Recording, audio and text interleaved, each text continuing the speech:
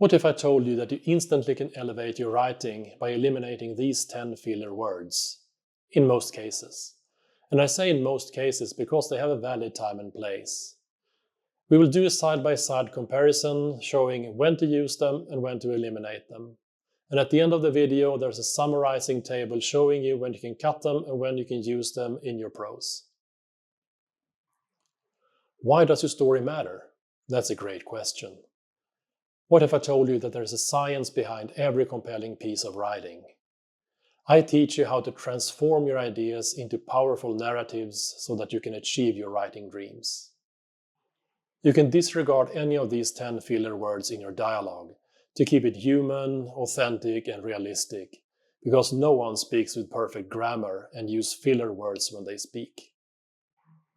Using filler words in dialogue can create a unique character voice that the readers will love and resonate with.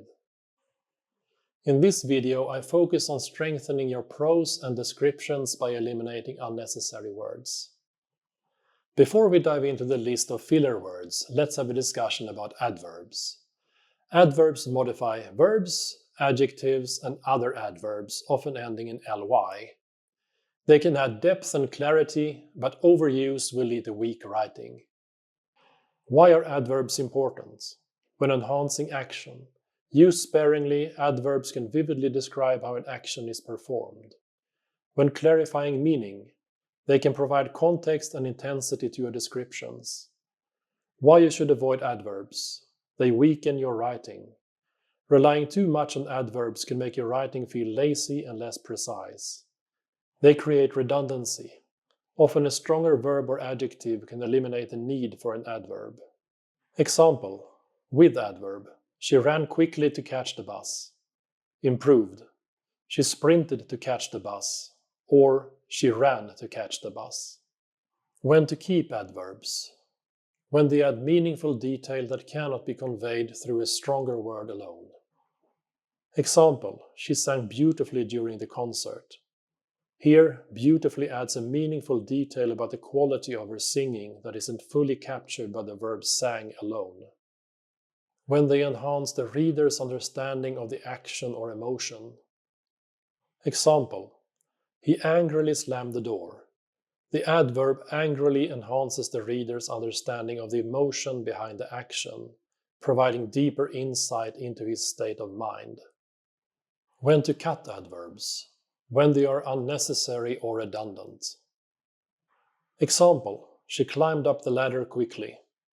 The adverb quickly is redundant if the context already implies speed or urgency. It can be removed without losing meaning. She climbed the ladder. Being mindful of your adverbs makes your writing more concise and powerful. Now let's dive into the list of 10 filler words to watch out for. Really, this common intensifier often doesn't add any meaningful information. Example, I am really tired after the long journey. Instead, I am exhausted after the long journey, or I am very tired after the long journey, or I am tired after the long journey. When to keep it? When emphasizing a genuine intensity that isn't captured by a stronger word. When to cut it? When a more precise word can convey the intensity. Very, another popular intensifier that usually can be replaced by a stronger adjective. Example, the movie was very interesting. Instead, the movie was fascinating. When to keep it? When the degree of the adjective is crucial and no single word can adequately express it, or when the exact level of intensity is important. When to cut it? Cut it when you can choose a more specific word. Quite. Used to soften statements, but can usually be omitted without loss of meaning. Example, she is quite talented. Instead, she is talented. When to keep it? When you want to convey a moderate degree rather than absolute, or when a milder emphasis is needed. When to cut it? Cut it when the statement remains clear without it. Some. A vague qualifier that can often be replaced with a specific number or omitted. Example, I have some ideas for the project. Instead, I have several ideas for the project, or I have ideas for the project. When to keep it? When the exact number is unknown or irrelevant. When to cut it? Cut it when specificity enhances clarity. Thing. A generic noun that can usually be replaced by a more specific term. Example, I need to buy some things from the store. Instead, I need to buy groceries from the store. When to keep it? When the specific item is either unknown or not important to the context. When to cut it? Cut it when a specific noun can be used. Stuff. Similar to thing, it's a vague term that can often be replaced for clarity. Example, she has a lot of stuff in her room. Instead, she has many books and clothes in her room. When to keep it? When listing items is unnecessary or when speaking casually. When to cut it?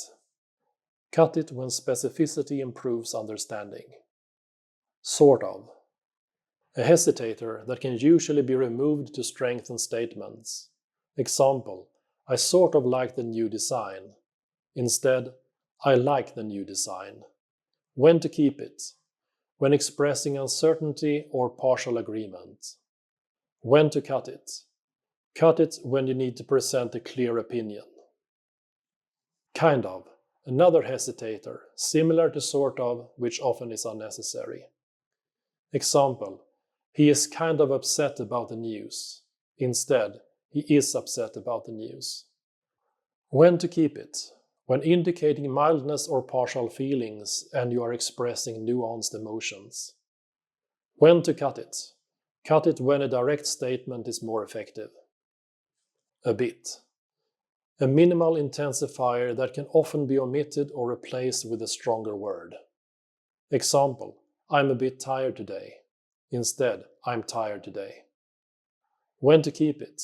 When you want to convey a small degree without overstating. When to cut it?